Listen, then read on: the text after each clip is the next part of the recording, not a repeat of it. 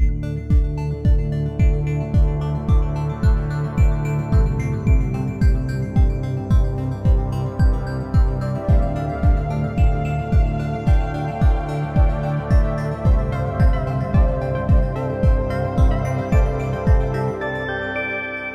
Kolkata, your daily dose of happiness.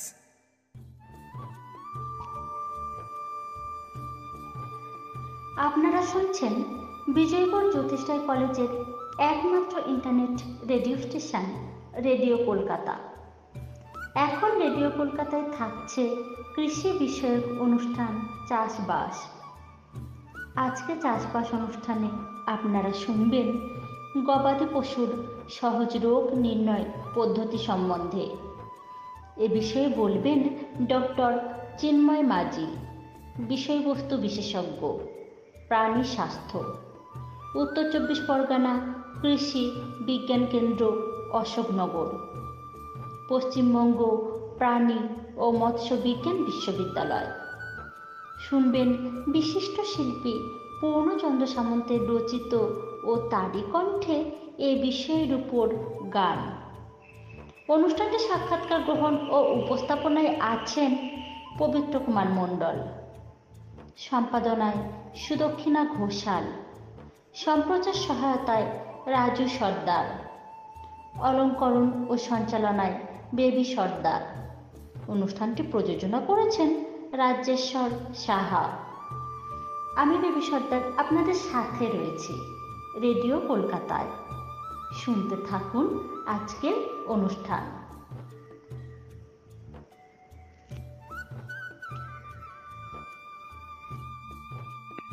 গ্রাম বাংলার সকল শ্রোতা বন্ধুকে অনেক অনেক শুভেচ্ছা ও ভালোবাসা জানিয়ে শুরু করছি আজকের অনুষ্ঠান।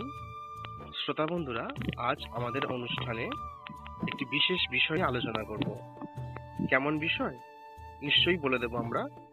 তার আগে একটু বলি, আমাদের রেডিও কলকাতার অনুষ্ঠান নানাভাবে মানুষের কাছে পৌঁছে যাচ্ছে। আর আপনারা যারা আমাদের অনুষ্ঠান শুনছেন তারা আমাদের ইমেলও করতে পারেন, রেডিও কলকাতা চাষবাস @gmail.com। আর আমাদের আজকের অনুষ্ঠানে আলোচনার বিষয় হলো গবাদি পশুর সহজ রোগ নির্ণয় পদ্ধতি। এই বিষয় নিয়ে আলোচনা করার জন্য বিশেষজ্ঞ হিসেবে রয়েছেন ডক্টর চিন্ময় মাঝি, বিষয়বস্তু বিশেষজ্ঞ, প্রাণী স্বাস্থ্য, উত্তর 24 পরগনা কৃষি বিজ্ঞান কেন্দ্র, পশ্চিমবঙ্গ প্রাণী ও মৎস্য বিজ্ঞান বিশ্ববিদ্যালয়। ডক্টর মাঝি, আমাদের অনুষ্ঠানে আপনাকে স্বাগত জানাই। নমস্কার। নমস্কার। আজকে আমরা বিষয় রেখেছি গবাদি পশুর সহজ রোগ নির্ণয় পদ্ধতি। তো প্রথমে আমাদের এই যে কৃষক বন্ধু এবং প্রাণী পালক বন্ধুদের উদ্দেশ্যে যদি বলেন যে প্রাণী পালন এবং এই যে গবাদি পশু পালন, এগুলো কতখানি গুরুত্বপূর্ণ রয়েছে আমাদের এই অর্থনৈতিক পরিকাঠামোর উপরে।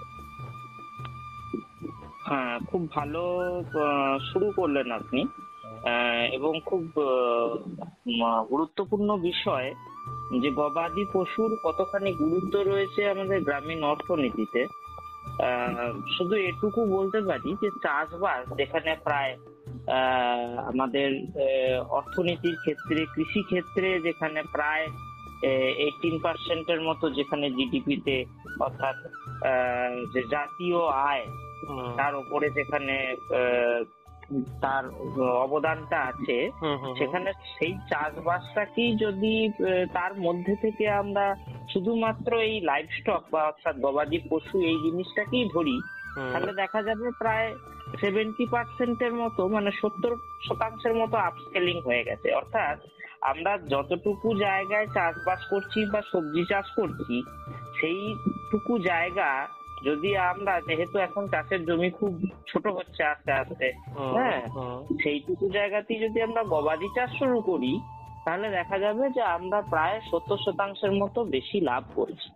এবং সত্যি কথা বলতে গেলে আমরা এখন যেটা বলি আর কি, ফ্যামিলি ফার্মিং বা নিউট্রিশনাল সিকিউরিটি, এই যে কথাগুলো উঠে আসছে আস্তে আস্তে, সেই জিনিসগুলোতে কিন্তু গবাদি পশুর গুরুত্ব অপরিসীম।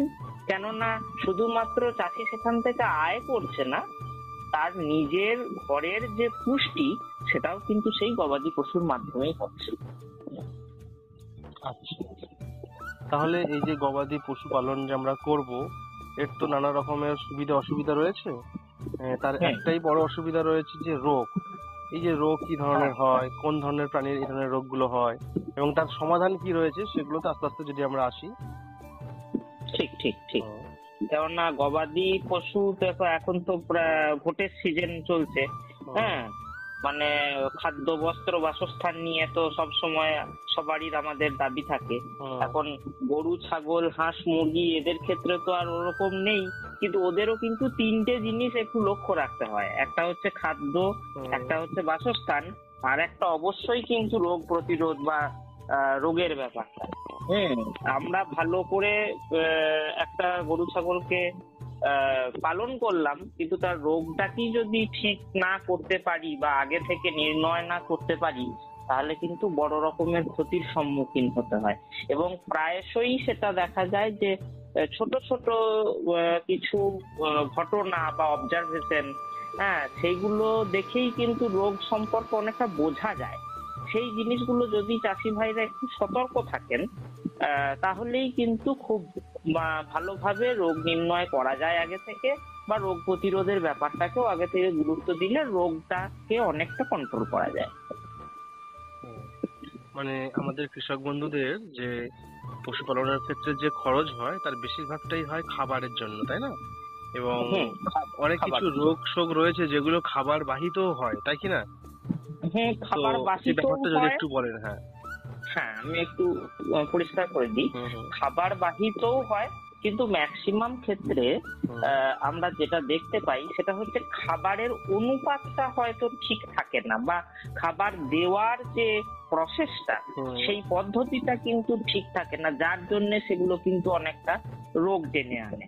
যেমন আমি সহজ ভাষায় একটা উদাহরণ দিয়ে বলি, তাহলে চাষি ভাইদের সুবিধা হবে। যেমন ধরুন, এই যে গরমের সময়টাতে আমরা সবাই জানি যে এই সময় প্রচন্ড আমাদের যেমন তাপমাত্রাও বেশি থাকে, আর্দ্রতাও খুব বেশি থাকে, কারণ এই বর্ষা আসতে চলেছে। এই সময়টাতে স্বাভাবিকভাবেই গরু একটা তার যে নিজস্ব কমফর্ট জোন যেটাকে বলা হয় আর কি, তাতে কিন্তু থাকে না। সে সবসময় একটা না একটা হিট স্ট্রেসে থাকে। তো এই হিট স্ট্রেস থেকে মুক্তি পেতে কিছু কিছু জিনিস কিন্তু খুব সহজেই ঠিক করে নেওয়া যায়। যেমন ফাইবার জাতীয় খাবারের পরিমাণটা যদি আমরা খাবারের রেশনে একটু বাড়াতে পারি, 1 নম্বর। 2 নম্বর হচ্ছে যে যখন প্রচন্ড রোদ থাকবে, সেই রোদের সময় যেন আমরা বেশি পরিমাণে যে দানা শস্য জাতীয় খাবার টাবার গুলো যে দুপুর বেলার দিকে, সেই সময়টা যদি অ্যাভয়েড করতে পারি, সেই সময়টা না দিয়ে আমরা সেটাকে ছোট ছোট ভাগ করে নিয়ে, মানে মূল খাবারের পরিমাণটা হলো গোটা দিনে একই, কিন্তু সেটাকে এই 12টা থেকে 3টে এই সময়টাকে অ্যাভয়েড করে যদি আমরা দিই, মানে যখন খুব রোদ বেশি থাকবে সেই সময়টাকে অ্যাভয়েড করে দিই। এবং ঠান্ডা পানীয় জল, আমরা অনেক সময় এই ভুলটা করি যে পানীয় জলটা দিই, কিন্তু সেটা যে আস্তে আস্তে গরম হয়ে যাচ্ছে, গরুর বা ছাগলের যে সেটা খেতে আর ভালো লাগছে না, সেটাকে আমরা আর দৃষ্টি দিই না। সেই জিনিসটাকে আমরা ঠিক করতে পারি। আবার অনেক সময় এই সময় পানীয় জলে সামান্য গুড় বা নুন মিশিয়ে দিলে, গুড় এবং নুন আর কি, সেটা তাহলে কিন্তু তাদের হিট স্ট্রেসটাকে অনেকটা কমিয়ে দিতে সাহায্য করে।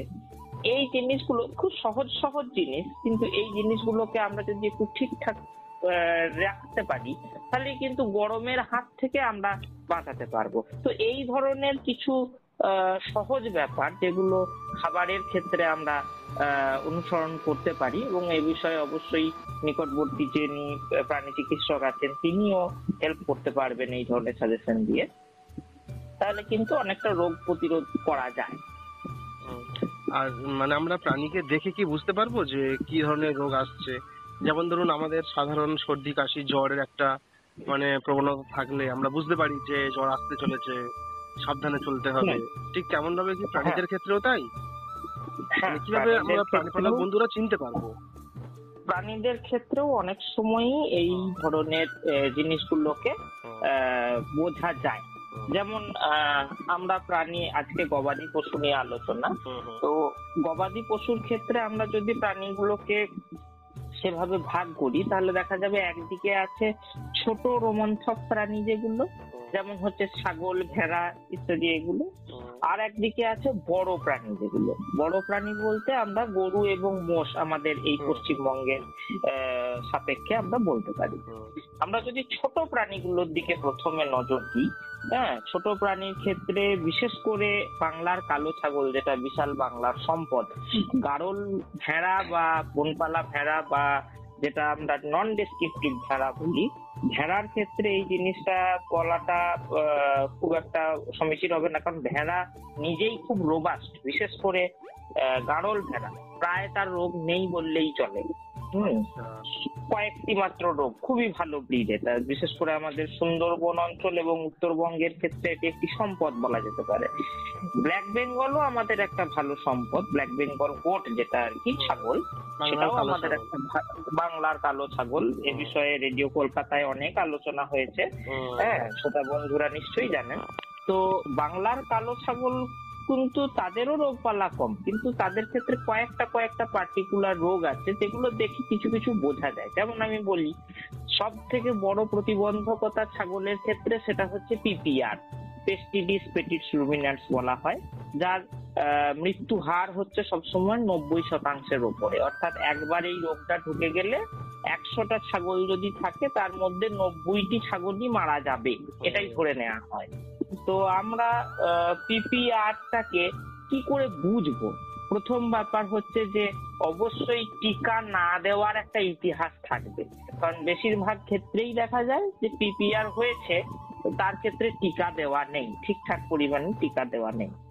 2 নম্বর হচ্ছে প্রচন্ড পাতলা পায়খানা হবে এবং কান ধরে বা হচ্ছে যে যেখানে আপনার জেনিটেলিয়া বা যোনি দাঁত, সেই জায়গাটায় আঙুল ঢুকিয়ে প্রচন্ড হিট সেন্সেশন করা যাবে, মানে প্রচন্ড গায়ে জ্বর থাকবে, এই জিনিসটা আর কি। যারা মাপতে পারেন তাদের ক্ষেত্রে তো খুবই ভালো, কেননা প্রায় 107-108 ডিগ্রি পর্যন্ত জ্বর উঠে যায়। এই এত জ্বরে কিন্তু প্রাণীটি কখনো কখনো নার্ভাস সাইন দেখাতে পারে, মানে মাথাটা ঝিমিয়ে থাকবে, কি প্রচন্ড উত্তেজিত হবে, নাক দিয়ে গরম হাওয়া ঝরবে, চোখগুলোর ক্ষেত্রে তাদের ক্ষেত্রে সবসময় একটা ঝিমুনি ভাব থাকবে, যেটা প্রচন্ড জ্বর হলে হয়, সেটাও হবে। এর থেকে একটু বাড়বে যখন রোগটা, তখন দেখা যাবে যে তার প্রচন্ড পাতলা পায়খানা হচ্ছে, কখনো কখনো রক্তের ছিটে দেখা যাবে। তাহলে প্রচন্ড জ্বর হয়েছে, খুব তাড়াতাড়ি ছড়াচ্ছে, পিপিআর এর টিকা দেওয়ার কোনো আমরা ইতিহাস দেখতে পাচ্ছি না, প্লাস প্রচন্ড পায়খানা হচ্ছে এবং কখনো কখনো রক্তের ছিটে থাকছে, এবং নাক চোখ মুখে একটা সর্দি দিয়ে প্লাগ তৈরি হবে, অর্থাৎ মোটা সর্দি, এত মোটা সর্দি যে নাকের মধ্যে প্লাগ তৈরি হয়ে গেল এবং বাচ্চারা খুব তাড়াতাড়ি মারা গেল। এই ধরনের যদি সিমটম গুলো দেখা যায়, চাষি ভাইকে কিন্তু সতর্ক হতে হবে যে এটা কিন্তু পিপিআর রোগ হতে পারে, এবং সেক্ষেত্রে কিন্তু খুব তাড়াতাড়ি যেটা করা উচিত সেটা হচ্ছে যে পিপিআর রোগগ্রস্ত ছাগলগুলিকে সম্পূর্ণ আলাদা করে দেওয়া উচিত, এবং যেগুলো এখনো সাইন দেখায়নি বা সিমটম দেখায়নি তাদের হচ্ছে যে আলাদা করে দেওয়া উচিত। এরপর রোগগ্রস্ত ছাগলগুলিকে নিকটবর্তী প্রাণী স্বাস্থ্য কেন্দ্র বা ভেটেরিনারি যিনি ডাক্তার আছেন, পশু প্রাণী চিকিৎসক আছেন, তাকে নিয়ে এসে দেখানো উচিত। এটা গেল পিপিআর এর ক্ষেত্রে। পক্স আর একটা রোগ যেটা বসন্ত বলে থাকি আমরা, ছাগ বসন্ত, সেক্ষেত্রেও কিন্তু ছোট ছোট গুটির মতো দেখতে পাওয়া যায়। এটা প্রায় সবাই, সমস্ত হচ্ছে যে প্রাণীপালক ভাইরাই চিনে থাকেন। তো পক্স কে চেনানোর জন্য কোনো খুব একটা অসুবিধা হয় না, কিন্তু ছোট ছাগলের ক্ষেত্রে আর একটা রোগ দেখা যায় যেটা খুব সহজেই চিনতে পারা যায়, সেটা হচ্ছে টুইস্টেড নেক। মানে হচ্ছে ছোট ছাগল জন্মগ্রহণ করার কিছু দিনের মধ্যে, অর্থাৎ প্রায় 5-6 মাসের মধ্যে দেখা যায় যে গলাটা সম্পূর্ণ ঘুরে গিয়ে বেঁকে যাচ্ছে, আবার সোজা করে দিলে আবার ঠিক থাকছে, খাবার দাবার সব ঠিকই খাচ্ছে। তো এটা অনেক সময় ভিটামিন ডেফিসিয়েন্সির কারণে, অর্থাৎ ভিটামিনের অভাবজনিত লক্ষণের কারণে হয়, বা কখনো কখনো এটার পেছনে একটা পার্টিকুলার কোনো খনিজ লবণ তার অভাবও থাকতে পারে। তো তখন যদি চাষি ভাইরা একটু খনিজ লবণ, ভিটামিন এগুলো একটু দেওয়ার ব্যবস্থা করেন, তাহলেই দেখা যাবে এটা আস্তে আস্তে ঠিক হয়ে যাচ্ছে।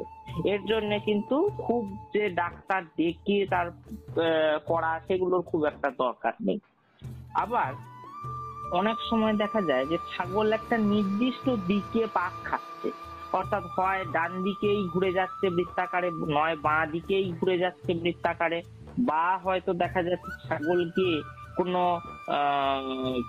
মাটির দেওয়াল বা হচ্ছে পোল, যেগুলো সিমেন্টের পোল থাকে, সেসব জায়গায় মাথাটা নিচে দাঁড়িয়ে আছে। এটা বড় ছাগলের ক্ষেত্রেও দেখা যেতে পারে। তো তখন যদি চাষি ভাই যদি একটু মাথাটা টিপে টিপে দেখেন যে কোথাও একটু নরম নরম লাগছে নাকি, যদি লাগে তাহলে অবশ্যই কিন্তু ডাক্তারের কাছে নিয়ে যেতে হবে, কারণ এক্ষেত্রে কিন্তু একটা পার্টিকুলার পরজীবী সংক্রমণ ঘটে, যেটা মাথার মধ্যে সিস্ট তৈরি করে। সেই সিস্টটার জন্য এটা হচ্ছে, এটা বেশি দিন কিন্তু থাকলে ছাগলটি মারা যেতে পারে। তাই সহজেই এটা কিন্তু চাষি ভাই নিজে থেকেই এই ডায়াগনোসিসটি করতে পারেন এবং খুব তাড়াতাড়ি প্রাণী চিকিৎসকের সাথে যোগাযোগ করতে পারেন। তো এই জিনিসগুলো ছাগলের ক্ষেত্রে সম্ভব। এবার আসি গরুর ক্ষেত্রে, গরু বা মোষ এদের ক্ষেত্রে কিভাবে সহজে রোগ নির্ণয় গুলো করা যায়। কিছু কিছু জিনিস আছে যেগুলো আমরা ফার্মে টেস্ট করতে পারি। যেমন ফার্মের ক্ষেত্রে সব থেকে বড় বাধা, যাদের ক্ষেত্রে একটু বড় ফার্ম আছে, যারা বা মিডিয়াম ফার্ম আছে, তাদের ক্ষেত্রে ম্যাস্টাইটিস বা পালান প্রদাহ, এটা একটা খুব বড় সমস্যা। প্রায় শঙ্কর গরুর ক্ষেত্রেই দেখা যায় যে যাদের প্রায় 10-12 লিটার করে দুধ হয়ে যায় দুবেলা মিলিয়ে, তাদের ক্ষেত্রে এই পালান প্রদাহ রোগটা প্রায়ই দেখা যায়। এখন কি জন্য হয় তার বিবিধ কারণ আছে।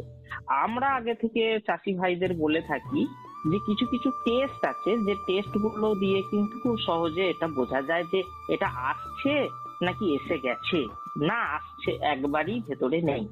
এর জন্য মডিফাইড সিএমটি কিট পাওয়া যায় একটা, মানে হচ্ছে খুবই কম দাম, মাত্র 1000 টাকার মতন দাম হবে, খুব জোর।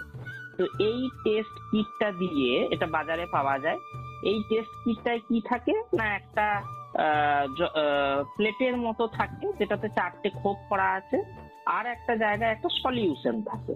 এবার ওই সলিউশন থেকে এক ছিপি আমরা সলিউশনটা নিলাম, আর এক ছিপি হচ্ছে যে বাটের দুধ নেবো আর কি, যে বাটের দুধটাকে আমরা টেস্ট করব, সেই বাট থেকে আমরা দুধ নিলাম, সমপরিমাণ সেই সলিউশন, সমপরিমাণ দুধ, এই দুটো মিলিয়ে আমরা ওই যে 4টে প্লেট, 4টে জায়গা সম্পন্ন যে প্লেটটা আছে, 4টে জায়গা করা থাকে 4টে বাটের জন্য, তো যে কোনো একটাতে ফেললাম, সেই জায়গাটাতে আস্তে আস্তে ওই দুটো মিশিয়ে হালকা করে বৃত্তাকারে আমরা সেটাকে ঘোরালাম।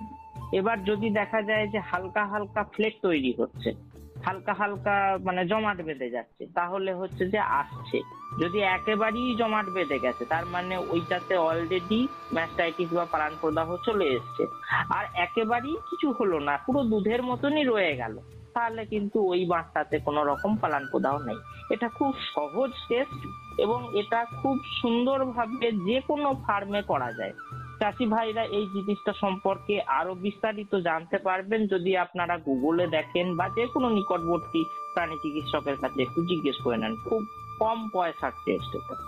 এটা ছাড়া যে সমস্ত ফার্মে খুব বেশি পরিমাণে দেখা যায় অ্যাবর্শন হচ্ছে, অর্থাৎ বাচ্চা ফেলে দিচ্ছে এবং সেটা খুব তাড়াতাড়ি ফেলে দিচ্ছে, অর্থাৎ প্রায় 3 মাসের আগে বা 3-4 মাসে এই সময়টাতে ফেলে দিচ্ছে, তাহলে তাদের ক্ষেত্রে ব্রুসেল্লা একটা হচ্ছে যে ব্যাকটেরিয়া ঘটিত সংক্রমণ, সেটা হবার একটা চান্স থাকে। তার জন্য রোজ বেঙ্গল প্লেট টেস্ট বলে একটা টেস্ট হয়, এটাও প্রায় ওই রকমই এক ধরনের জিনিস, যে আমরা প্রথমে ওই গরুর একটু করে হচ্ছে যে স্যাম্পেল নিলাম এবং সেই স্যাম্পেল থেকে হচ্ছে যে ওই রিয়েজেন্টটা মিশিয়ে দিলাম, কতটা কালার চেঞ্জ হচ্ছে, এই কালার চেঞ্জটা দেখেই কিন্তু সহজেই ধরে নেওয়া যায়। আবার যেটা সব থেকে বড় সমস্যা আমাদের এই পশ্চিমবঙ্গের গরুদের ক্ষেত্রে, সেটা হচ্ছে যে কৃমির সমস্যা। এবার যারা একটু প্রোগ্রেসিভ ফার্মার আছেন বা যারা ইয়ং আছেন, যারা পড়াশোনা করে তার সঙ্গে সঙ্গে গরু পালন করছেন, তাদের ক্ষেত্রে যে এটা বিশাল কোনো বড় সমস্যা তা কিন্তু না, সহজেই রোগ নির্ণয়টা করা যায়। এর জন্য আজকাল কম পয়সাতেও দেখা যায় যে অনেক আমাদের পশ্চিমবঙ্গেই অনেক বিজ্ঞান মনস্ক মানুষ আছেন যারা খুব কম পয়সায় ছোট ছোট মাইক্রোস্কোপ টাইপের বানিয়েছেন বা আতস কাঁচ দিয়ে মাইক্রোস্কোপ টাইপের বানিয়েছেন। সেগুলো একটা যদি থেকে থাকে, আর যদি আমরা ফ্রেশ টুল মানে ফ্রেশ হচ্ছে গরুর যে পায়খানা যেটা আছে আর কি, সেটাকে আমরা নিয়ে একটু সামান্য জল দিয়ে সেটাকে পাতলা করে নিয়ে তার উপর একটা কভার স্লিপ চাপিয়ে ওই মাইক্রোস্কোপটার তলায় রাখলাম, তাহলেই দেখা যাবে কিন্তু ডিমগুলো আছে ওর মধ্যে। এবার ওই ডিমগুলো দেখেই কিন্তু বোঝা যায় যে কোন পরজীবী সংক্রমণটা হয়েছে। এই পরজীবী অনুযায়ী যদি আমরা ওষুধ দিতে পারি তাহলেই কিন্তু খুব তাড়াতাড়ি কৃমির সংক্রমণ থেকে রক্ষা পাওয়া যাবে। আবার অনেক সময় দেখেও বোঝা যায় যে কেমন পায়খানাটা হচ্ছে বা পায়খানার মধ্যে রক্তের ছিটে আছে নাকি, সেই জিনিসটা দেখেও কিন্তু বোঝা যায় যে এতে কক্সিডিয়া হয়েছে নাকি হচ্ছে পরজীবী সংক্রমণ হয়েছে। এই জিনিসগুলো খুব তাড়াতাড়ি বোঝা যায়।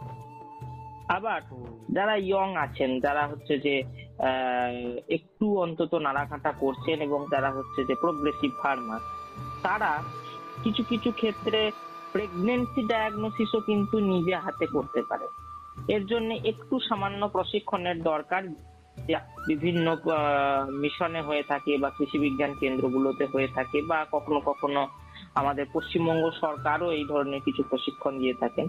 এই প্রশিক্ষণগুলো করলে যোনির দ্বার দিয়ে হাত ঢুকিয়ে কিন্তু খুব সহজেই আমরা জরায়ুকে এবং তার মধ্যে যে ওভারি আছে সেগুলোর উপর হাত বুলিয়েই কিন্তু বলে দেয়া যায় যে গরুটা প্রেগনেন্ট হয়েছে কি হয়নি।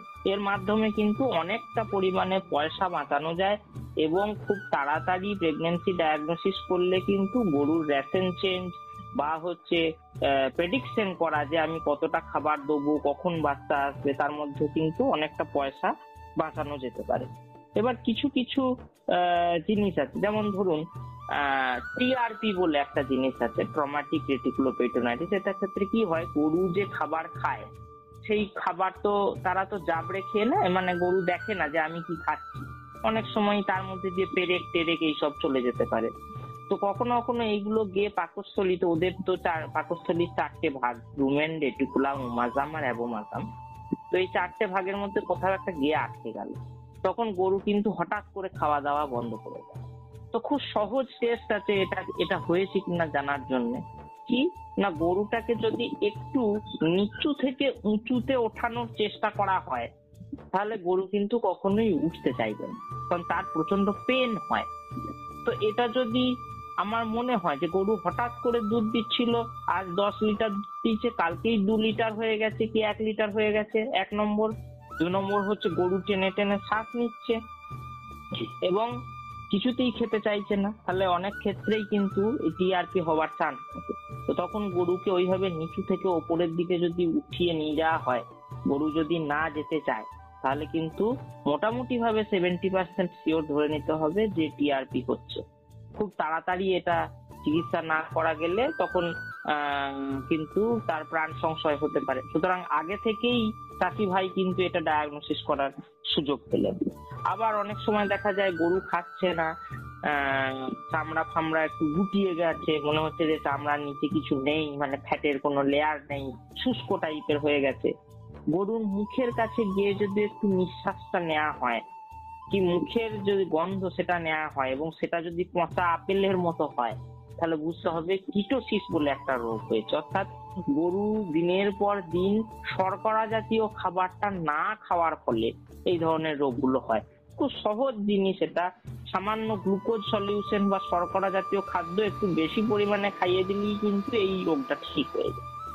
আবার কিছু কিছু রোগ আছে যেগুলোকে আমরা খুব সহজে বুঝতে পারি, যেমন হচ্ছে র্যাবিস বা জলাতঙ্ক, যেটা একটা অন্যতম জুনোটিক রোগ, মানে যে সমস্ত রোগগুলো প্রাণীর থেকে মানুষে ছড়ায়।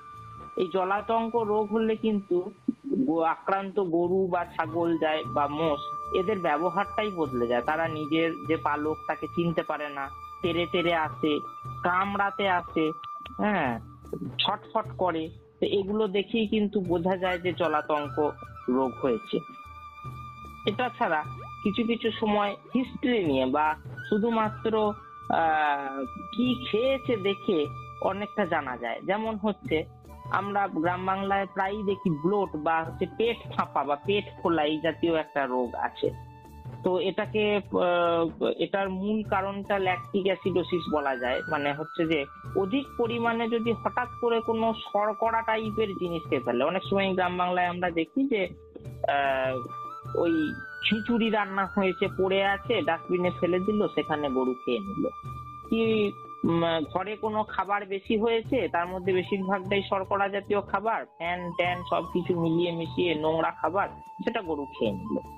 তো এইগুলো খাবার ফলে তার মধ্যে পেটের যে স্বাভাবিক যে মাইক্রোফ্লোরা আর কি, যেগুলো ভালো ব্যাকটেরিয়া, তার সংখ্যা কমে যায়, খারাপ ব্যাকটেরিয়া বা আদ্য প্রাণী তাদের সংখ্যা বেড়ে যায়।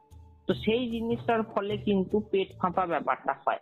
তো আমি যদি জাস্ট একটা হিস্ট্রি নিই যে সে কি খেয়েছিল, সেইটুকুই যদি আমরা একটু ঠিকঠাক দেখি, তাহলেই কিন্তু দেখা যাবে যে হ্যাঁ, এটা এই খেয়েছিল, এজন্য এই রোগ হয়েছে। সঙ্গে সঙ্গে কিন্তু ওষুধ দেওয়া, কিছু কিছু পার্টিকুলার লিকুইড আছে সেগুলো দেওয়া যেতে পারে। এর সাথে সাথে কি হবে না, সবসময় জানতে হবে চাষি ভাইদের যে গরুর বাঁ দিকে পাকস্থলী থাকে, ডান দিকে না।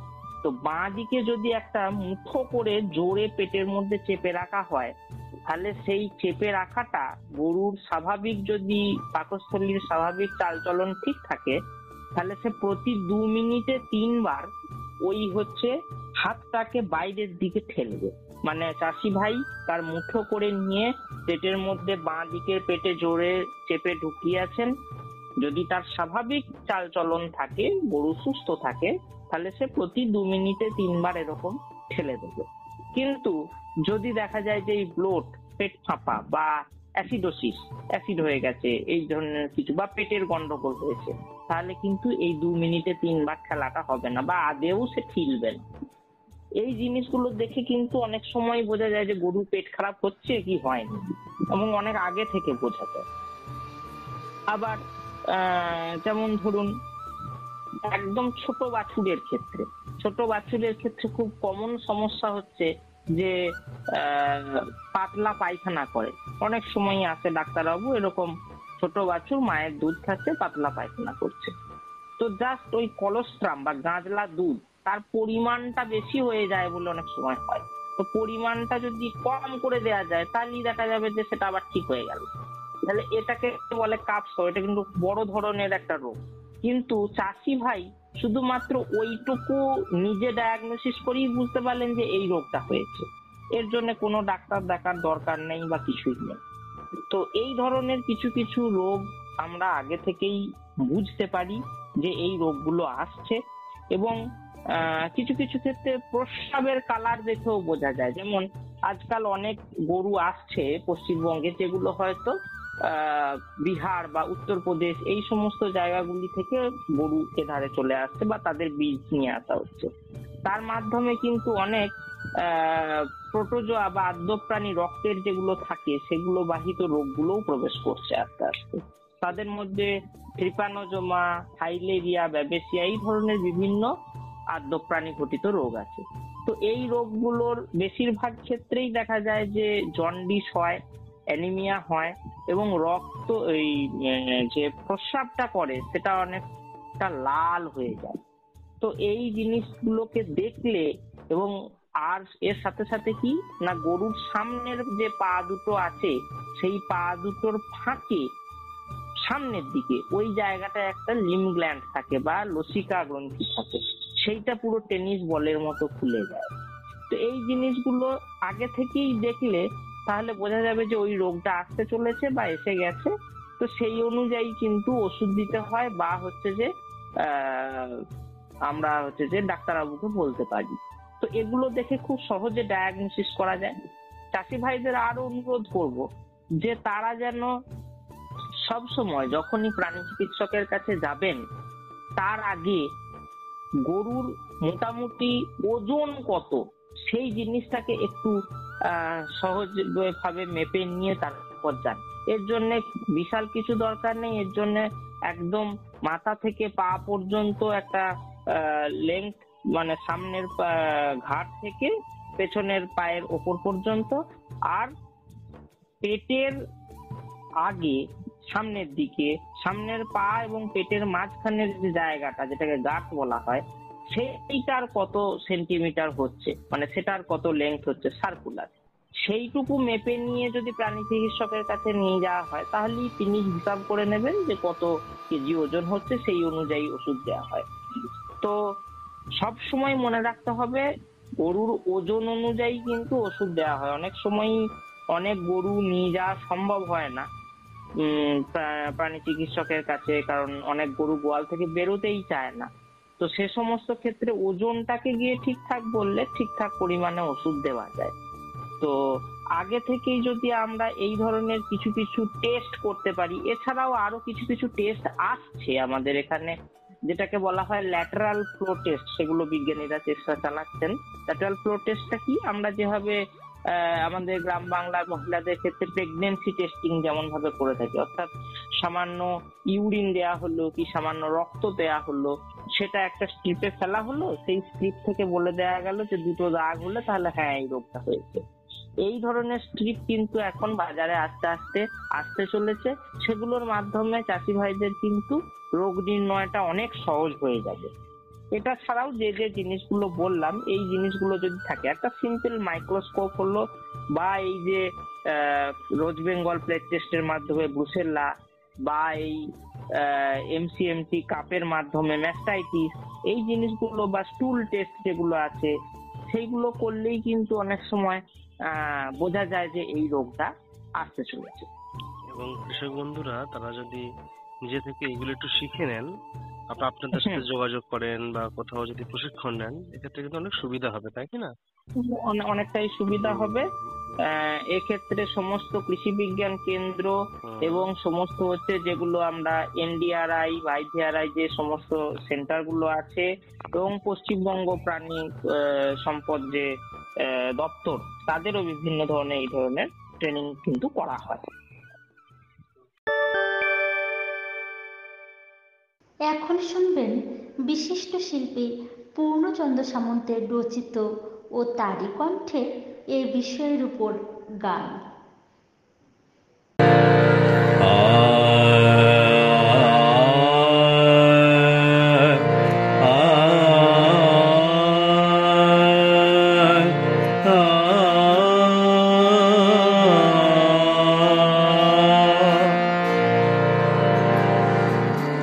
অধিক যত্নে গৃহ প্রাঙ্গণে গবাদি প্রাণী পালন, অধিক যত্নে গৃহ প্রাঙ্গণে গবাদি প্রাণী পালন, সঠিক খাদ্য বাসস্থান আর রোগ নির্বাচন, সঠিক খাদ্য বাসস্থান আর রোগ নির্বাচন, অধিক যত্নে গৃহ প্রাঙ্গণে গবাদি প্রাণী পালন।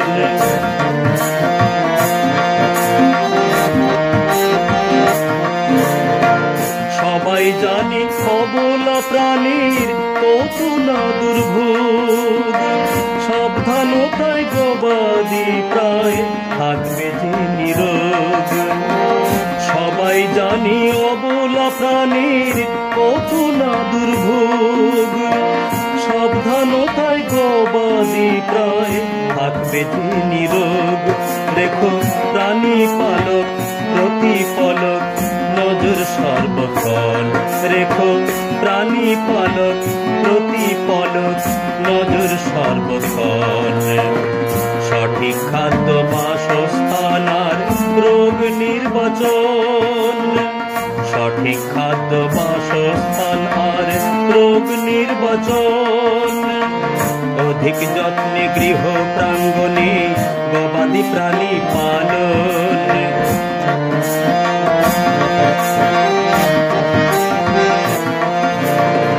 খাদ্য দিও সদ্য সদ্য পরিমিত মানে, ঠান্ডা পানীয় প্রাণীর দিও গ্রীষ্মের মধ্যাহ্নে, খাদ্য দিও সদ্য সদ্য পরিমিত মানে, ঠান্ডা পানীয় প্রাণীর দিও গ্রীষ্মের মধ্যাহ্নে, দানা খাবার দুপুরে ফাইবার দিও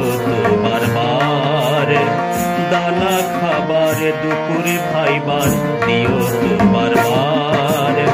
সুস্থ গবাদি হবে না ব্যাধি গুড় নুন কারবার। সুস্থ গবাদি হবে না ব্যাধি গুড় নুন কারবার। নিয়মিত শুদ্ধ জলে করাতে হবে স্নান। নিয়মিত শুদ্ধ জলে করাতে হবে স্নান। অধিক যত্নে গৃহ প্রাঙ্গণে গবাদি প্রাণী পালন। সঠিক খাদ্য বাসস্থান আর রোগ নির্বাচন।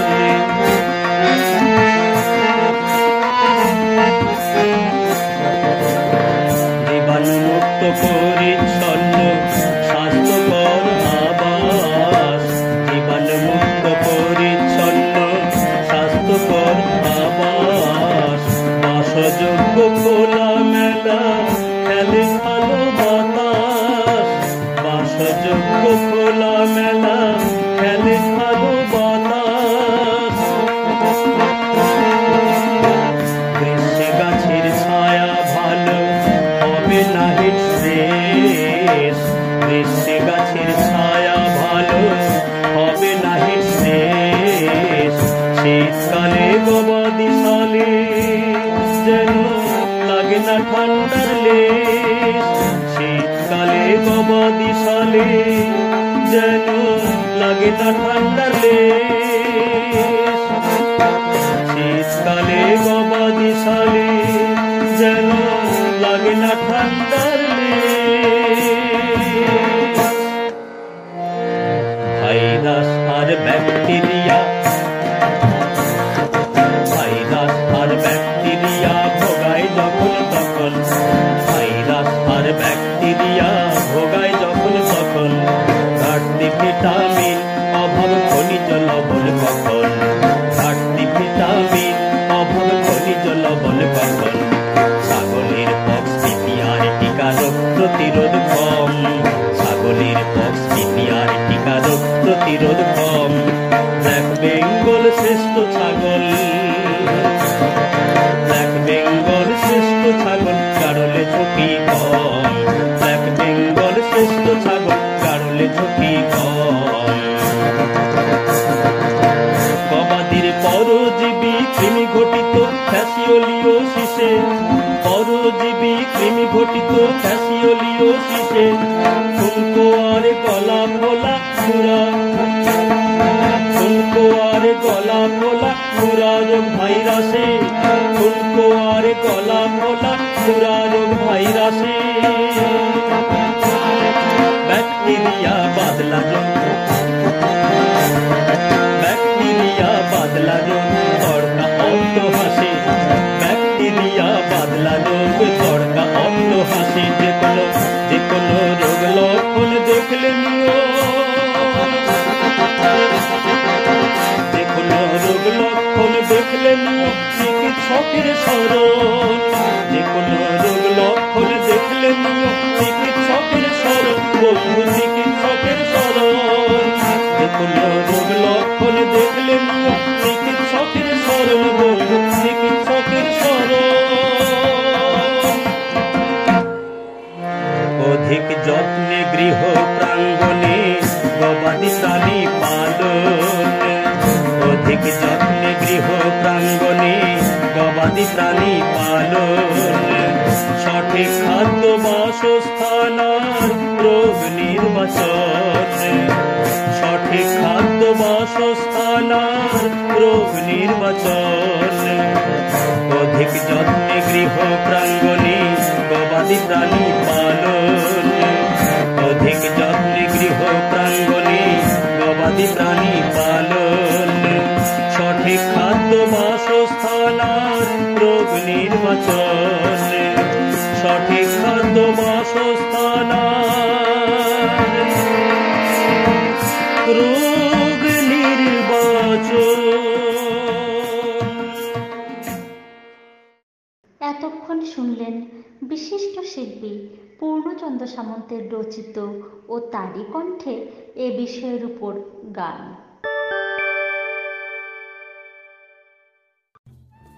আমরা তো অনুষ্ঠান একটা এগিয়ে গেছি, আমাদের শেষ করতে হবে। ডক্টর মাঝি, আমরা যেটা বলছিলাম যে এই যে সময়টা চলছে একটা ঝড় বৃষ্টির আবহাওয়া, এবং এখানে করে তো মানে আমাদের যে সমস্ত প্রাণী পালক বন্ধুরা রয়েছেন তারা তো নাজেহাল হয়ে যান প্রত্যেক বছরই ঠিক এই সময়ে। একটা ঝড় বৃষ্টি, হ্যাঁ, তারা কোথায় যাবেন, কি খাবার দাবার দেবেন, কোথায় পানীয় জল পাবেন, এই সমস্ত নানা কিছু নিয়ে একটা চিন্তার মধ্যে থাকেন, তাই তো? হ্যাঁ, তো এই সময় ঠিক তাই। কেমন ভাবে সাবধানতা নেওয়া উচিত এই যে প্রাণী পালক বন্ধুদের? হ্যাঁ, এটা খুবই চিন্তার বিষয়। বিশেষ করে উপকূলবর্তী অঞ্চলে আমরা এই বেশ কয়েক বছর ধরেই দেখছি যে একটা সামুদ্রিক আবহাওয়ার পরিবর্তনের কারণে হঠাৎ হঠাৎ করে দুর্যোগপূর্ণ বা অতি দুর্যোগপূর্ণ আবহাওয়ার সৃষ্টি হচ্ছে, এবং যার ফলে বাঁধ ভেঙে যাচ্ছে, প্লাবিত হয়ে যাচ্ছে। বহু জায়গায় হাঁস, মুরগি, গরু বা চুর যারা আছে সেগুলোর যে বাসস্থান সেগুলোও নষ্ট হয়ে যাচ্ছে। তো চাষি ভাইদের শুধু এটুকু কিছুটা যদি প্রিপেয়ারনেস আগে থেকে নেওয়া যায়, যে যেহেতু আমরা অলরেডি জানি এবং প্রশাসনের পক্ষ থেকেও বারবার প্রচার করা হয় যে আগামী কয়েকদিনের জন্য এই ধরনের দুর্যোগপূর্ণ আবহাওয়া আসছে, সেইটা শুনে শুনেই সঙ্গে সঙ্গে যদি যে সমস্ত বাসস্থানগুলো, সে বাসস্থানগুলো যারা উপকূলবর্তী অঞ্চলে আছেন তারা যদি শুরু থেকেই একটু উঁচু করে রাখেন বা ভাসমান করে রাখেন। আমরা আমাদের উপকূলবর্তী অঞ্চলে বিশেষ করে হাঁস মুরগির ঘরের ক্ষেত্রে আমরা বলছি যে সেগুলোকে ভাসমান করে রাখতে। আচ্ছা, মানে যে সোলার পাওয়া যায়, সোলার, ওই সোলার দিয়ে যদি সেই মাচাগুলোকে করা যায়, দিয়ে হোক বা হচ্ছে যে নিচে ব্যারেল দিয়ে হোক, হ্যাঁ গাড়ির টায়ার দিয়ে হোক, তাতে কি হয় মানে প্রচন্ড জল উঠে গেলেও বা বাঁধ ভেঙে জল চলে এলেও আমার কিন্তু হাঁস বা মুরগির যে বাসস্থানটা রইলো সেটা কিন্তু ডুবে গেল না বা সেখান থেকে কিছু চলে গেল। ঠিক। একদিকে যেমন একটা পাখিদের জন্য এই জিনিসটা করা যেতে পারে, বা ছোট ছাগল বা ভেড়া এদের জন্য করা যেতে পারে, ঠিক তেমনি গরু বা বাছুরের ক্ষেত্রে কিন্তু আগে থেকেই এই ধরনের সাবধান বাণীগুলো শুনে যে সমস্ত নির্দিষ্ট শেল্টার আছে, উঁচু শেল্টার বা পাশাপাশি যেসব ঘর আছে যেগুলো উঁচু জায়গা এবং ছাদ দেওয়া জায়গা, সেই সমস্ত জায়গাগুলোতে গিয়ে যদি আগে থেকে অন্তত দুর্যোগপূর্ণ আবহাওয়ার দিনগুলিতে রেখে দেওয়া যায়। এবার শুধু রাখলেই তো হবে না, তাদেরকে খাওয়া দাওয়ারও ব্যবস্থাটা কিন্তু রাখতে হবে। এবার খাওয়া দাওয়ার ব্যবস্থার মধ্যে যে সমস্ত খাবারগুলো শুকনো থাকবে বেশি দিন এবং খুব তাড়াতাড়ি জল শোষণ করবে না, সেই ধরনের খাবারগুলো কিন্তু আমাকে বাঁচতে হবে। যেমন ধানের তুষ জাতীয় ওই ধরনের যদি জিনিস রাখি খুব তাড়াতাড়ি জল শোষণ করবে, তার থেকে যদি আমরা ধান ভাঙা বা গম ভাঙা এগুলোকে রেখে দিই তাহলে সেগুলো কম জল শোষণ করবে, মানে যেহেতু ওই কয়েকদিন আর্দ্রতা বেশি থাকে। আবার কিছু কিছু রসালো পাতা যেগুলো একই সঙ্গে ফডার হিসাবেও কাজ করবে, আবার জলের সাপ্লাইটাও দেবে, কারণ এই সময় কিন্তু পানীয় জলের একটা প্রচন্ড স্কেয়ারসিটি দেখা যায়। মানুষই যেখানে পানীয় জল ঠিক করে পায় না, তো গরু ছাগলের কথাটা কেউ খুব একটা স্বাভাবিকভাবে চিন্তা করতেও পারে না, করার মতো অবস্থাতেও থাকে না। না, আমি এখন তো সুন্দরবনে একটি দ্বীপে রয়েছি, সেখানে দেখছি যে এখানকার যে পানীয় জলের যে কলগুলো, টিউব কল বলে এখানে লোকাল ভাষায় যে টিউব কল, সেখানে কিন্তু এমনি স্বাভাবিকের থেকে একটু উঁচুতে তোলা আছে। মানে যাতে করে বর্ষা হলে বা বন্যা হলেও সেটা অনেক জায়গাতে করা আছে, আবার অনেক জায়গাতে করা নেই। তো আমাদেরকে সেই জন্য চাষি ভাইরা যদি আগে থেকেই যেগুলো একটু রসালো জাতীয় পাতা বা যেগুলো খাবার হিসাবে গরু ছাগলটা খায়, যেমন কলা হোক, বট হোক, এগুলোর পাতা যদি আগে কিছুটা সংগ্রহ করে রাখা যায় এবং সেগুলোকে কিন্তু রোদে না, ছায়াযুক্ত জায়গাতে পেতে রেখে দেয়া যায়, তাহলে কিন্তু কিছুটা মানে কয়েকদিনের জন্য অন্তত খাবারের সুরাহাটা হয়। এবার ওই সময়ে ওই কয়েকদিনের জন্য কিন্তু একটু স্ট্রেসে থাকে, মানে গরু, ছাগল, হাঁস, অবশ্যই। মুরগি স্ট্রেসে থাকে। হুম, তো বিভিন্ন ধরনের স্ট্রেস কমানোর জন্য বিভিন্ন ওষুধ পাওয়া যায়, পাউডার ফর্মে হোক বা লিকুইড ফর্মে হোক। হুম, হুম, ডাক্তারের পরামর্শ অনুযায়ী ওই কয়েকদিনের জন্য যদি সেগুলো একটু রেখে দেওয়া যায় বা সেগুলো একটু পরিমাণে খাওয়ানো যায়, যারা একটু প্রোগ্রেসিভ ফার্মার আছেন, উন্নত চাষি যারা, তারা যদি এই ব্যবস্থাগুলো করতে পারেন এবং পার্শ্ববর্তী চাষিদেরকে দেখাতে পারেন তাহলে খুব ভালো হয়। অবশ্যই। তো এই কটা জিনিস যদি একটু মাথাতে রাখা যায় তাহলে কিছুটা পরিমাণে এই দুর্যোগপূর্ণ আবহাওয়াতেও একটু সুরাহা পাওয়া যাবে। আর একটা জিনিস যেটা দুর্যোগপূর্ণ আবহাওয়ার সাথে সাথেই প্রায় সমসাময়িক ভাবে আসে, সেটা প্রচন্ড কিন্তু পোকামাকড়ের উপদ্রব হয় এই সময়। মানে হুম, মাছি মশা যেই জলটা নেমে যায় বা জল থাকাকালীন বেশি দিন ধরে যদি থাকে, পোকামাকড়ের প্রচন্ড উপদ্রব হয়। সেই সময়টা একটু ধোঁয়া ধুনো এইসবের ব্যবস্থা করে যতটা পরিমাণে ঠিক এবং রাখা যায়। শুধু কৃষক বন্ধু, প্রাণীপালক বন্ধু কেন, আমাদের সবাইকেই এই সময় হাতের একদম। কাছে হাতের একটুখানি কাছে দেশলাই এই রাখা, জিনিসগুলো, গ্যাস লাইটার হ্যাঁ রাখা, হ্যাঁ হ্যাঁ হ্যাঁ, হ্যাঁ, যাতে করে আমরা এইগুলো লাইটটা, টর্চটা সহজে পেয়ে যাই, বা লাইট কোনো টর্চ মূল্যবান সহজে জিনিসগুলি পেয়ে যাই। হ্যাঁ কাছে কাছে রাখা। হ্যাঁ, আমাদের জায়গা জমি দলিল পত্রগুলো যাতে প্লাস্টিকের মধ্যে রাখা যায়, একটু একদম, সাবধানতা একদম, নিয়ে একদম। চলতে হয় আর কি, তাই তো? একটু সাবধানতা নিয়ে প্রশাসনের যে প্রচারগুলো হয়, হ্যাঁ, যেগুলো সেগুলো মনোযোগ দিয়ে সতর্কতামূলক শোনা, প্রচার, বোঝা। সেগুলো হ্যাঁ, একটু হ্যাঁ, ভালো করে শুনে নিয়ে সেই মতো ব্যবস্থা নেওয়া। ঠিক ঠিক ঠিক। আজকের যে আলোচনার বিষয় রোগ নির্ণয় পদ্ধতি এই গবাদি প্রাণীর ক্ষেত্রে, যদি আরো কিছু যদি আপনি বলেন, আর 2 মিনিট পরে আমরা অনুষ্ঠান শেষ করবো আর কি। হ্যাঁ, যে জিনিসগুলো একটু দরকার অন্তত এই গরমকালের জন্য আমরা সেইটুকু অন্তত বলে রাখি, যে সামনে গরমকাল আসছে, তো আমরা আগেই বললাম যে খাবারের ব্যাপারটাকে একটু কিন্তু ভালো লক্ষ্য রাখতে হবে। অর্থাৎ রেশন, আমরা সব সময় বলি যে পর্যাপ্ত পরিমাণে খাবার, সেটা যদি না দেওয়া হয় খুব তাহলে রোগ কিন্তু খুব তাড়াতাড়ি চলে আসবে। এবার খাবার বলতে কিন্তু আমরা অনেক সময়ই ঠিকঠাক বুঝি না। অর্থাৎ তার মধ্যে দানা খাবার ঠিকঠাক থাকতে হবে, বিচালিও ঠিকঠাক থাকতে হবে, সবুজ ঘাসও থাকতে হবে। এই 3টে জিনিস পর্যাপ্ত পরিমাণে থাকা এবং সঙ্গে পর্যাপ্ত পানীয় জল, এই জিনিসটা থাকতেই হবে। সঠিক সময়ে কিন্তু ভ্যাকসিন করতে হবে। এখন এলএসডি, লাম্পি স্কিন ডিজিজ এবং এফএমডি অর্থাৎ ফুট অ্যান্ড মাউথ ডিজিজ, যেটাকে আমরা এসও বলি, সেগুলোর কিন্তু প্রাদুর্ভাব গরমকালে আরো বাড়বে। তো সেইগুলো আগে থেকেই টিকা নিয়ে ব্যবস্থা রাখতে হবে। গরুর গোয়ালের চারপাশে সবসময় পরিষ্কার পরিচ্ছন্ন রাখতে হবে। চুন বা ব্লিচিং পাউডার বা কখনো কখনো সাবান গুঁড়ো, কম পয়সার যে সাবান গুঁড়ো হয়, সেগুলো ছড়িয়ে রাখলেও অনেকটা পরিমাণে হচ্ছে যে ঠিক থাকে। সেই জিনিসগুলো ঠিকঠাক রাখতে হবে, ঠিক সময়ে ভ্যাকসিন করতে হবে এবং প্রতি 3 মাস অন্তর ওজন অনুযায়ী এবং চার্ট অনুযায়ী সেগুলো কিন্তু কৃমির ওষুধ ঠিকঠাক খাওয়াতে হবে। তাহলেই কিন্তু 70% মতো দেখা যাবে যে রোগ প্রতিরোধ কিন্তু সক্ষম। এটার পরে যেটা বাকি থাকবে সেটা হচ্ছে ওই সুষম খাবার যদি আমরা দিতে পারি, সঠিক পরিমাণে পানীয় জল দিতে পারি, তাহলেও অনেকটা ঠিক থাকবে।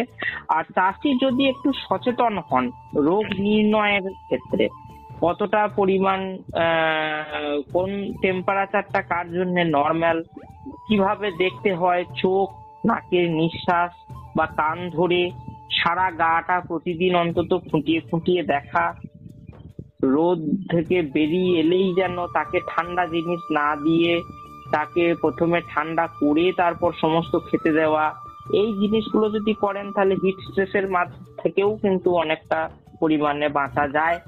আর বাসস্থানটাও কিন্তু একটা গুরুত্বপূর্ণ জিনিস। বাসস্থান যেন পরিষ্কার পরিচ্ছন্ন এবং হাওয়া বাতাস চলাচল করে, রোদ ঢোকে কিন্তু চড়া রোদটাকে যেন উপেক্ষা করা হয়। এই জিনিসগুলো যদি একটু মাথায় রাখা হয় এবং বাসস্থানের হাইট গুলোকে যদি একটু বড় বড় করা হয়, তাহলে কিন্তু খুব ভালো পরিমাণে বাসস্থান মানে তার জন্য প্রোভাইড করা যাবে এবং গরু সুস্থ থাকবে, গরু বা ছাগল তারা সুস্থ থাকবে। বেশ, তাহলে শ্রোতা বন্ধুরা, আমরা আজ শুনছিলাম গবাদি পশুর সহজ রোগ নির্ণয় পদ্ধতি। এ বিষয়ে বলছিলেন ডক্টর চিন্ময় মাঝি, বিষয়বস্তু বিশেষজ্ঞ, প্রাণী স্বাস্থ্য, উত্তর 24 পরগনা কৃষি বিজ্ঞান কেন্দ্র, পশ্চিমবঙ্গ প্রাণী ও মৎস্য বিজ্ঞান বিশ্ববিদ্যালয়। ডক্টর মাঝি, আপনাকে আমাদের অনুষ্ঠানে আসার জন্য অনেক ধন্যবাদ জানাই। নমস্কার। নমস্কার। গ্রাম বাংলার সকল শ্রোতা বন্ধুকে অনেক অনেক শুভেচ্ছা ও ভালোবাসা জানিয়ে শেষ করছি আজকের অনুষ্ঠান।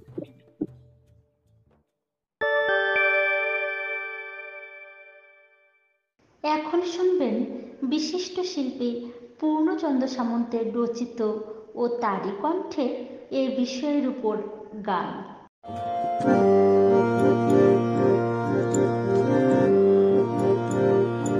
ও আমার পল্লী মাগো ধন্য আমি তোমার কোলে এসে, ও আমার পল্লী মাগো ধন্য আমি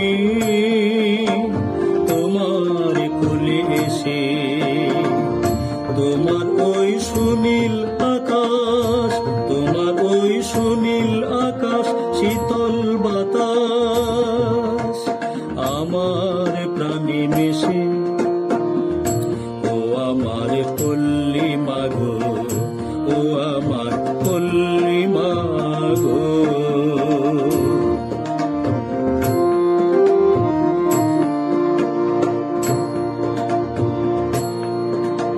প্রাণে জোড়ানো সবুজ ফসল মাঠে, বৌঝিরা সব বাসন মাঝে বাঁধা পুকুর ঘাটে। প্রাণ জোড়ানো সবুজ ফসল মাঠে, বৌঝিরা সব বাসন মাঝে বাঁধা পুকুর ঘাটে। মরাল চলে লহর তুলে, মরাল চলে লহর তুলে, দিঘির জলে ভেসে, ও আমার পল্লী মাগো, ও আমার পল্লী মাগো।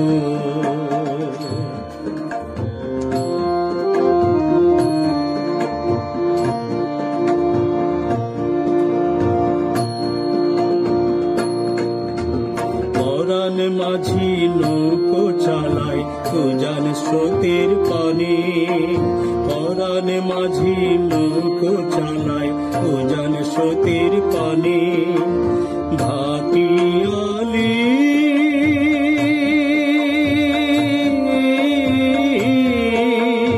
ভাটিয়ালি সুরে সুরে সন্দেশে দাঁড় টানে, পরাণ মাঝি নৌকো চালায় উজান স্রোতের পানে। ভাটিয়ালি সুরে সুরে সন্দেশে দাঁড় টানে।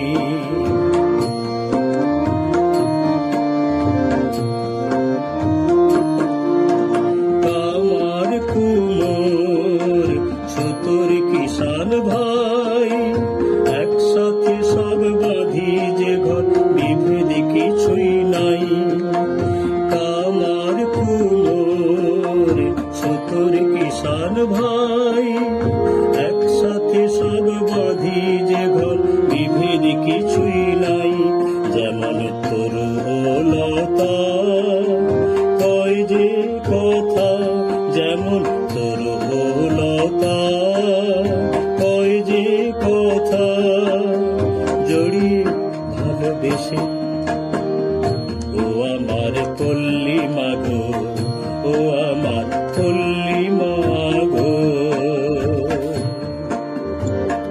ও আমার পল্লী মাগো ধন্য আমি তোমার কোলে এসে, তোমার ওই সুনীল আকাশ, তোমার ওই সুনীল আকাশ, শীতল বাতাস আমার প্রাণে মিশে, ও আমার পল্লী মাগো, ও আমার পল্লী মাগো।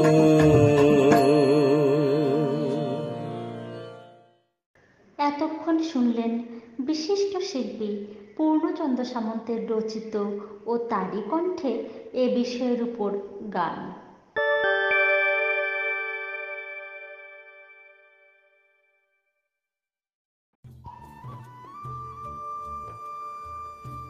আজকে শুনলেন গবাদি পশুর সহজ রোগ নির্ণয় পদ্ধতি সম্বন্ধে। বিশেষজ্ঞ হিসাবে উপস্থিত ছিলেন ডক্টর চিন্ময় মাঝি, বিষয়বস্তু বিশেষজ্ঞ, প্রাণী স্বাস্থ্য, উত্তর 24 পরগনা কৃষি বিজ্ঞান কেন্দ্র, অশোকনগর, পশ্চিমবঙ্গ প্রাণী ও মৎস্য বিজ্ঞান বিশ্ববিদ্যালয়। শুনলেন বিশিষ্ট শিল্পী পূর্ণচন্দ্র সামন্তের রচিত ও তারই কণ্ঠে এ বিষয়ের উপর গান।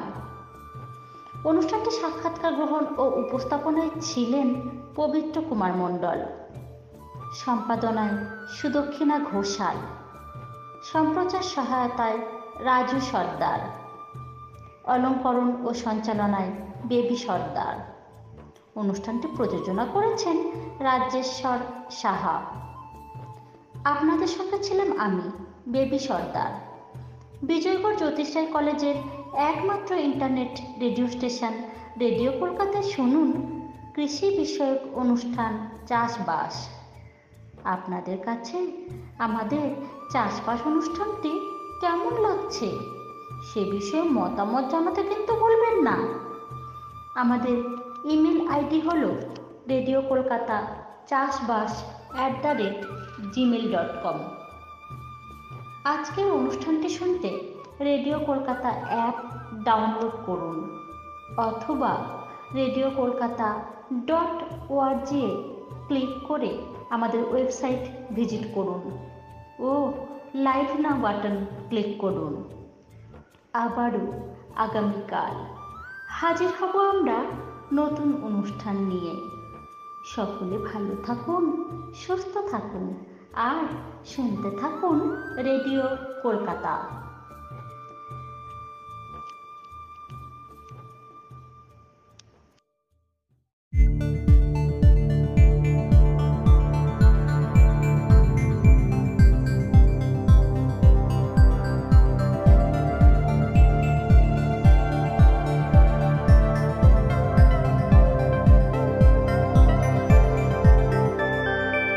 Radio Kolkata, your daily dose of happiness.